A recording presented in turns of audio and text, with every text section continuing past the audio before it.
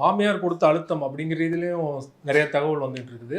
அதன் தொடர்ச்சியா இந்த காதல் வந்ததா, இல்ல அந்த காதல் வந்ததுக்கு அப்புறம் தான் மாமியார் கொடுத்த அழுத்தம் அது வெளியே எல்லாமே சேர்ந்து எங்கேயோ ஒரு இடத்துல நடந்துருது. ஓகே. இப்போ ஆக்சுவலாக ஒரு பக்கம் வந்து ஒரு வீட்டோட மாப்பிள்ளையா போறாரு.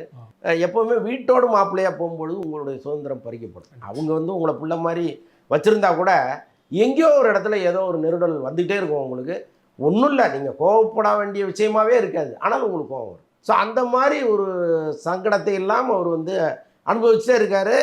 அவங்க குடும்பத்து மேலே ஒரு வெறுப்பு அவருக்கு வருது. கூட வந்து ஆர்த்தியினுடைய சந்தேகமும் சேர்ந்துக்குது. இதை தாண்டி வந்து அவங்க பண்ணுற செலவு. ஆர்த்தி வந்து பான் வித் சில்வர் ஸ்பூனுங்கிறது எல்லாருக்கும் தெரியும். அவங்க ஒரு நாளைக்கு 1 லட்சம் செலவுங்கிறது அவங்களுக்கு ஒரு பெரிய விஷயம் கிடையாது. ரொம்ப சர்வசாதாரணமாக செலவு கொண்டு போயிடுவாங்க. ஆனால் ஜெயம் ரவி வந்து சம்பாரித்து கொடுத்து அதை அவங்க செலவு பண்ணும்போது இவருக்கு வலிக்கும், நிச்சயமாக வலிக்கும். அவங்க வந்து இல்லை நீ எனக்கு பணம் தர வேணா, நான் எங்கள் அம்மாட்ட வாங்கிக்கிறேன்னு கூட சொல்லலாம். ஆனால்